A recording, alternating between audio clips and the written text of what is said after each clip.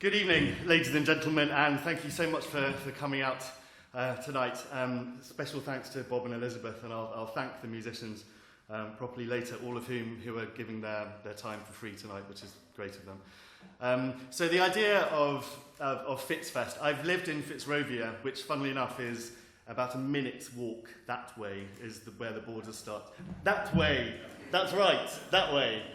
Yeah, sorry, I'm getting a bit lost in this place. Do forgive me, I'm afraid I haven't prepared anything to say, so what I say might be a bit rambly and a bit weird, but at least it'll be honest, so there's that.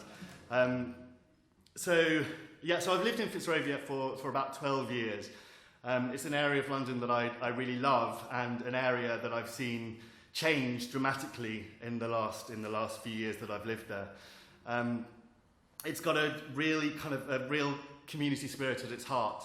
And there's, like for instance, in fact, I haven't told my mum this, but my next door neighbour Joyce, who's 88 and been living in the same social housing block for the last 60 years, I had to go and see her in hospital, in UCLH hospital, because she's fallen over and broken her hip.